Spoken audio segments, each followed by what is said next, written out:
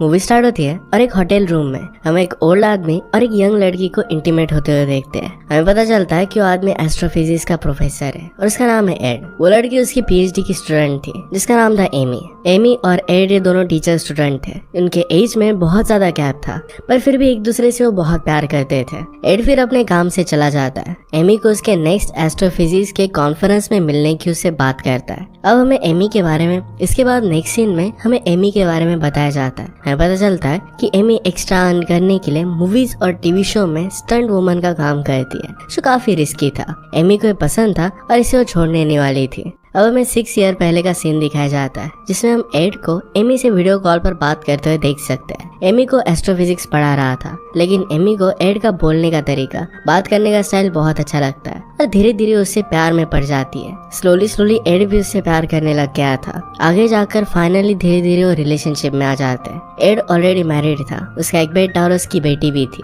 लेकिन फिर भी वो एमी को प्यार करता है। अब ऐसे ही दोनों की रिलेशनशिप काफी समय तक चलती है, इसमें कोई भी प्रॉब्लम नहीं आती। अचानक से एक दिन एड गायब हो जाता है। एक दिन एमी उसे कॉल करती है और एड उसका कॉल नहीं उठाता और बदले में उसे मैसेज भेजता है। इसके बाद फिर एमी के घर पर एक पार्सल आया जिसमें फ्लावर्स और एक डीवीडी थी। इसे प्ले करने के बाद एड का इसमें उसे वीडियो मिला। एड ने एमी के लिए एक मैसेज छोड़ा था। उसने कहा कि मैं तुमसे इतना प्यार करता हूँ कि अगर मर भी जाओ फिर भी तुम्हारे लिए वापस आऊंगा। एमी इन सब बातों से बहुत ही इमोशनल हो गई। उसे समझ नहीं आ रहा था कि एड ने एक्चुअल में वीडियो भेजा क्यों है। इसके बाद एड का स्ट्रिंग थ्योरी पर कॉन्फ्रेंस होने वाला था। इसके बारे में उसने एमी से भी बात की थी। एड वहाँ पर आने वाला है। जिस दिन कॉन्फ्रेंस था एमी उस कॉन्फ्रेंस में आती है। कॉन्फ्रेंस स्टार्ट होने से पहले एमी को एड का मैसेज आता है। उसे कहता है तुम कॉन्फ्रेंस छोड़कर चली जाओ। एमी को लगता है कि एड मजाक कर रहा है क्योंकि पूरी कॉन्फ्रेंस एड की ही थी। एड का लेक्चर अटेंड करने के लिए सारे लोग यहाँ पर आए हुए थे। इसे मजाक समझकर एमी वहाँ से नहीं जाती।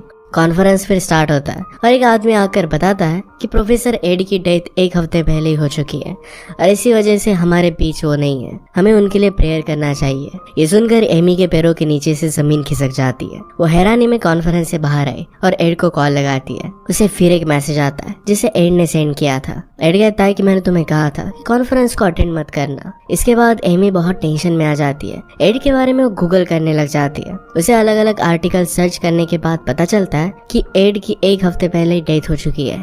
इस बात से वो बहुत ज्यादा सरप्राइज हो गई थी कि अगर एड की डेथ हो चुकी है तो उसे मैसेजेस कौन भेज रहा है। इसका आंसर उसे बहुत जल्दी मिलने वाला था। अब एमी को एड का मैसेज आता है जिसमें उसे उसके घर पर जाने के लिए कहता है। ये आउट ऑफ टाउन था। एमी फिर वहाँ के लिए निकल जाती है। एमी एड के घर पर पहुंची और वहाँ पर उसके डॉटर से बात करने की कोशिश करती है। इसके लिए आसान नहीं था, इसलिए वो बात नहीं कर पा रही थी, लेकिन एड की डॉटर उसे पहचान लेती है। वो कहती है कि तुम तो वही लड़की हो जिसका डैड के साथ अफेयर चल रहा था। इस बात से एमी को बहुत ही अनकंफर्टेबल लगता है। एमी फिर एड के बारे में काफी कुछ पता चलती है। उसके लॉयर के पास जाती है। लॉयर उसे एक इन्वेलप देता है। लॉयर कहता है कि एड ने मरने से पहले बनाया था और कहा था कि ये तुम्हें देना है। अब एमी उसे घर लेकर वापस जाती है। उस इन्वेलप में उसे और कुछ डीवीडी मिली से एड ने मरने से पहले रिकॉर्ड किया था। वीडियो में फिर एड एक्सप्लेन करता है कि उसने एमी को इस सब के बारे में क्यों नहीं बताया। एड एक बीमारी से काफी समय से सफर कर रहा था। उसकी डेथ होने वाली थी और ये बात बताकर वो एमी को दुखी नहीं करना चाहता था, इसलिए उसने अकेले ही जाने का फैसला किया। एड ये भी कहता है कि मैंने सारे मैसेजेस और रिकॉर्डिंग पहले ही रिकॉर्ड करके रखे हैं। टाइम टू टाइम एमी तक ये सब आते रहेंगे। जब तक एमी उसे बुलाकर, उसकी यादों को बुलाकर अपनी जिंदगी में आगे नहीं बढ़ जाती तब तक ये मैसेज उसे आते रहेंगे। अगर एमी मूव ऑन हो जाती है तो 11 बार अपना नाम इस नंबर पर सेंड करते हैं और इसके बाद ये सब मैसेजेस आना बंद हो जाएगा।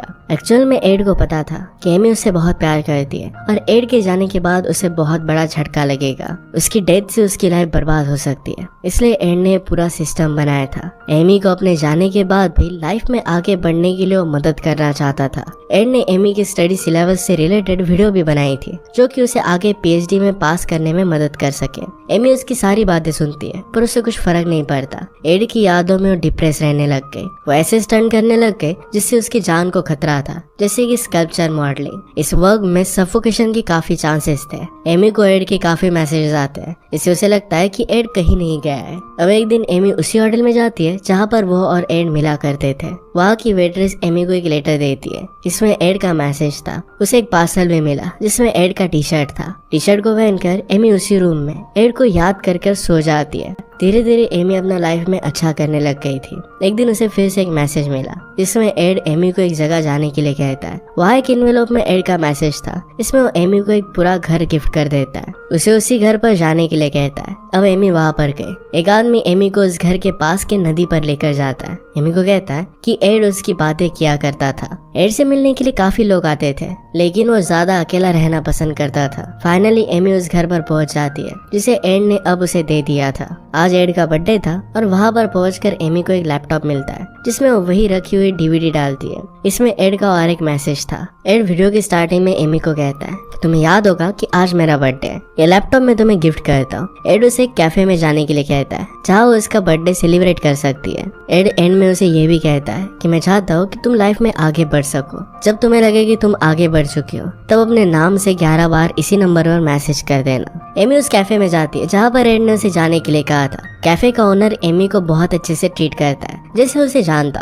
उसे ऑलरेडी पता था कि एमी वहाँ पर आने वाली है। वहाँ पर एमी एड के बारे में कैफे ओनर से बहुत सारी बातें सुनती है। इसमें उसे पता चलता है कि एड ने अपनी आखिरी टाइम में यही बैठकर बहुत सारे लेटर्स लिखे थे, काफी सारे वीडियोस रिकॉर्ड की थी। यही लेटर्स और वीडियोस आज एमी को मिल रहे हैं। एंड में उसे एक लेटर देता है जिसमें लिखा होता है कि मैंने अभी एक माउंटेन और रिवर को देखा जिसका रिफ्लेक्शन बिल्कुल तुम्हारे चेहरे जैसा था। तुम्हें भी ये देखने के लिए जाना चाहिए। अभी पढ़ने के बाद एमी कैफे से उस नदी के पास जाती है। एक औरत वहाँ पर एमी को हक करती है और नदी के किनारे पर बैठने के लिए कहती है। एमी वहाँ पर बैठी हुई थी और माउंटेन का रिफ्लेक्शन नदी पर गिर रहा था। इस रिफ्लेक्शन में एक लड़की की तस्वीर बन रही थी। ये देखकर एमी बहुत खुश हो जाती है कि एड को वो दिख रही थी। वो एक्साइटमेंट में एड को ऐसा मैसेज कर बताने लगती है, पर फिर उसे रियलाइज होता है कि एड अब उसके साथ नहीं है। इस बात से वो बहुत दुखी हो जाती है। एमी घर पर आई तो एड का एक दूसरा पार्सल उसे मिलता है। इसमें उसे और एक डीवीडी मिली। एमी उसे प्ले कर देखती है। वीडियो में एड ने एमी को कहा था कि मुझे तुम्हारा एक सीक्रेट पता है। ये सीक्रेट तुमने मुझे कभी भी बताया नहीं था।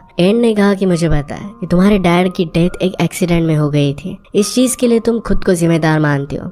इसी गिल्ट की वजह से तुमने अपनी मॉम को भी अपने दूर कर दिया है। तुम उससे बात भी नहीं करती। ये सारी चीजें एड ने मरने से पहले एमी के मॉम से जानी थी। एड एमी को कहता है कि तुम्हें इन सब बातों का गिल्ट नहीं रखना चाहिए, अपने मॉम से जाकर बात करनी चाहिए। ये मैसेज सुनकर एमी को बहुत गुस्सा आ जाता है क्योंकि अपने मॉम के साथ उसका झगड़ा हुआ था। इसी गुस्से में डीवीडी को लैपटॉप से निकाल कर बॉन फायर में डाल देती है। एमी ऐसा कर ऊपर के रूम में चली गई, लेकिन तब उसे रियलाइज होता है कि उसने गलत किया। उसे एड की बहुत याद आती है और वो डीवीडी जलते हुए आग से निकाल देती है, लेकिन फिर भी वो खराब हो चुकी थी। इससे और एक बड़ी गलती एमी ने कर दी थी। उसने गुस्से में 11 बार अपना नाम टाइप कर एड को मैसेज सेंड कर दिया था। अब उसे एड का कोई भी मैसेज नहीं आएगा। इस बात से वो बहुत दुखी हो जाती है। अब अगले दिन तक एमी को एड का कोई मैसेज नहीं आता। अब नेक्स्ट डे भी एड का उसे कोई भी मैसेज नहीं आता। इस बात से वो समझ जाती है कि उसने बहुत बड़ी गलती कर दी। वो उस जले हुए डैमेज डीवीडी को रिपेयर करवाती है, पर फिर भी वो पूरी तरीके से ठीक नहीं होती। अब एमी एक कन्फेशन रिकॉर्ड करती है जिसमें हमें पता चलता है कि एमी और उसके डैड एक दिन कहीं जा रहे थे।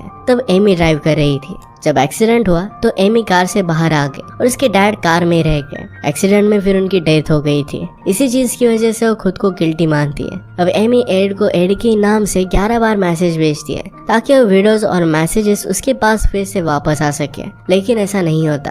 अब एमी एड की डॉटर से मिलने के लिए जाती है जो एमी को पसंद नहीं करती थी। इसका रीजन एमी को लगता था कि शायद एड अपनी डॉटर को टाइम नहीं दे पा रहा था। वो टाइम एमी के साथ स्पेंड करता था और इसी वजह से शायद एड की डॉटर उससे नाराज होगी। इस पर एड की डॉटर उसे कहती कि ऐसा नहीं था, हमारे फादर हम दोनों ब्रदर सिस्टर से उतना ही प्यार करते थे जितना वो तुमसे करते थे। अब एमी एक डिलीवरी एजेंसी के पास जाती है। उनसे पूछती है क्या एड के नाम से कोई मेरे लिए पार्सल आया है। इस पर वो लोग हाँ कहते हैं, पर उन्होंने कहा कि अब तक वो पार्सल डिलीवर करने का हमारे पास ऑर्डर नहीं आया। एमी फिर समझ जाती है कि ऑर्डर एड का लॉयर ही उन्हें दे रहा है। एमी इसके बाद लॉयर से मिलने के लिए जाती है। उससे आगे आने वाले सारे पार्सल और लेटर्स को देने के लिए कहती है। लॉयर इसके लिए मना कर देता है क्योंकि एड ने उसे स्ट्रिक्ट ऑर्डर दिए थे। लॉयर कहता है कि भले ही अब एड जिंदा ना हो, पर उसने जो भी इंस्ट्रक्ट किया था वो सिस्टम वैसे ही चलेगा। जब तक उसे ऑर्डर नहीं मिलता तब तक उसे आगे लेटर्स नहीं भेज सकता। अब एमी दुखी होकर वहाँ से जाने लग जाती है। एड अपने लास्ट टाइम में क्या कर रहा था ये उसे पता चलता है। वो क्रैब नेबुला नाम के एक स्पेस इवेंट को देख रहा था। एमी भी उसे देखने के लिए जाती है। तभी वहाँ पर एड की डॉटर को उसे कॉल आता है उसे मिलने के लिए बुलाती है। डॉटर ने उसे कहा कि अब मैं तुम पर गुस्सा नहीं हूँ। उसे अपने फादर का प्यार समझ में आया है। आखिर में उसे कैम रिकॉर्डर देती है। ये कैम रिकॉर्डर एड का था। इसे लेकर एमी घर पर आई। एमी ने रिकॉर्डर में चेक किया पर उसे कोई भी वीडियोस या फोटोज नहीं मिलती। अब एमी उसके एक फ्रेंड से मिलती है। उसे बताता है कि एड अपने लास्ट समय में एक सिस्टम बना रहा था जिससे वो हमेशा जिंदा रह सके। ये सब एड का करना उसके फ्रेंड को सही नहीं लगा था, इसी वजह से उसने एड को सपोर्ट नहीं किया। इसके बाद फिर एमी वापस एड के पेरिस के घर पर आ जाती है। उसे लग रहा था कि शायद एड के वहाँ पर कोई लेटर्स या फिर उसकी कोई डायरी मिल जाए, लेकिन ऐसा होता नहीं। उसे वहाँ पर बोट वाला आदमी एक पर्स देता है जो एक दिन एड के हाथ से गिर गया था। एमी को उसके अंदर कुछ मेमोरी कार्ड्स मिले। एमी ने जब उसे एक्सप्लोर किया तो एड की उसे काफी सारी वीडियोस मिली। ये वही वीडियोस थी जो एड ने एमी के लिए रिकॉर्ड की थी। इसमें कुछ मिस्टेक्स की वजह से वो वीडियो एड ने वापस रिकॉर्ड की थी। इन वीडियोस में एमी देख पा रही थी कि अपने लास्ट टाइम में एड काफी कमजोर हो गया था। उसे छोटी छोटी चीजें याद नहीं आ रही थी। इतनी मुश्किल में भी वो वीडियोस बना रहा था। इस चीज को देखकर एमी रोने लग जाती है। एमी को रियलाइज होता है कि एड जो चाहता था वही उसे करना चाहिए, अपनी लाइफ में मूव ऑन होना चाहिए। एमी फिर अपने मॉम से काफी सालों बाद मिलती है। वो अपने स्टंट का काम भी फिर से करने लग गए जिससे उसे खुशी मिलती थी। ऐसी एक दिन एमी जब अपने घर पर आती है तो उसे पता चलता है कि वहाँ पर चोरी हो गई है। वो टेंशन में आ जाती है। तब उसे एड की लिखी हुई एक डायरी मिलती है। इसमें एक ब्लैंक पेज पर पेंसिल से लिखने का प्रेशर था। इसे एमी ने पेंसिल से रब कर पढ़ा। उसे पता चलता है मैसेज और लेटर वापस आने के लिए उसे 10 बार एड का नाम टाइप कर सेंड करना है। और कुछ समय बाद एड के मैसेजेस उसे आने लग गए। एमी इस बात से बहुत खुश हो जाती है। एड के हर एक मैसेज का वीडियो रिप्लाई कर भेज देती है कि एड की बातों से उसने क्या सीखा। और एमी की मॉम उसे एक लेटर देती है जो एड का ही था। उसमें एमी को उसने एक लाइब्रेरी में जाने के लिए कहा था। वहाँ पर पहुंचकर एड का एक वीडियो आता है जिसमें वो कहता है कि उसने कल एक सपना देखा था। इसमें कई दूसरे यंग लड़के एमी के पीछे जा रहे थे। एमी उन्हें रिस्पॉन्ड नहीं देती। एड को इस बात से रियलाइज हुआ था कि एमी को मूव ऑन करने के लिए किसी और के साथ रहना चाहिए। उसे भी अपने लिए पार्टनर ढूंढना चाहिए। इसके रिप्लाई में एमी कहती है कि तुम एक इडियट हो। अपने लास्ट समय में तुम्हें वीडियो नहीं अपनी फैमिली के साथ टाइम स्पेंड करना चाहिए था। इसके बाद उसे एड का और एक लेटर आता है। इस लेटर में एड उसे अपनी स्टडी पर ध्यान देने के लिए कहता है। एमी बिल्कुल ऐसा ही करती है। एमी एड ने बनाए हुए स्टडी के वीडियोस को देखती है। उससे अपना पूरा स्टडी का सिलेबस पूरा हो जाता है। एमी अच्छे ग्रेड से पीएचडी पास कर लेती है। एमी अपने अचीवमेंट से बहुत खुश थी। उसे मिलने के लिए एड की डॉटर और उसका ब्रदर भी आता है। इससे एमी और भी ज्यादा खुश हो जाती है। एमी को एड का मैसेज आता है जिसमें उसने एमी को पीएचडी पास करने की खुशी में गिफ्ट देने का वादा किया था। जब एमी एड के लॉयर से मिलने के लिए जाती है तब उसे पता चलता है कि एड ने एमी के नाम पर उसकी इटली का घर कर दिया था। इसके साथ उसके लॉयर ने उसे एक वीडियो टेप भी दी। उस वीडियो में एड ने अपना चेहरा नहीं दिखाया था क्योंकि अपने लास्ट डेज की ये वीडियोस थी। इसमें एड एमी से प्यार की बातें करता है और आखिरी बार अलविदा कहता है। अब इसके बाद कोई भी एड का दूसरा वीडियो एमी के लिए नहीं बचा था। ये देखकर एमी बहुत इमोशनल हो जाती है। अब एमी फिर से अपने शहर जाती है जहाँ एक स्टैचू का शोकेस चल रहा था। ये स्टैचू एमी के रोने की वजह से खराब हो गया था, फिर भी अच्छा लग रहा था। इसमें मॉडल एमी ही थी। वहाँ बाहर आकर एमी जॉन से मिलती है। ये वही था जो एड को वीडियोस और लेटर भेजने के लिए मदद कर रहा था। वो एमी को डेट के लिए पूछता है। एमी अपने सपने में जिस लड़के के बारे में बात कर रहा था ये वही था। एड को एमी के लिए लड़का पसंद था। एमी भी फिर इस बात के लिए हाँ कह देती है। वो भी अपनी लाइफ में अब नई शुरुआत करना चाहती थी। इसी के साथ ये मूवी एंड हो जाती है। अगर आपको एक्सप्लेनेशन अच्छा लगता है तो प्लीज लाइक और कमेंट जरूर कर दीजिएगा। मैं बहुत सारी मूवीज लेकर आता रहता हूँ तो प्लीज चैनल को सब्सक्राइब कर दीजिए और बेल नोटिफिकेशन आइकन दबाना मत भूलिएगा। हम फिर से मिलेंगे और इन मूवी के साथ। तब तक के लिए थैंक यू और आप अपने आप का ख्याल रखिए।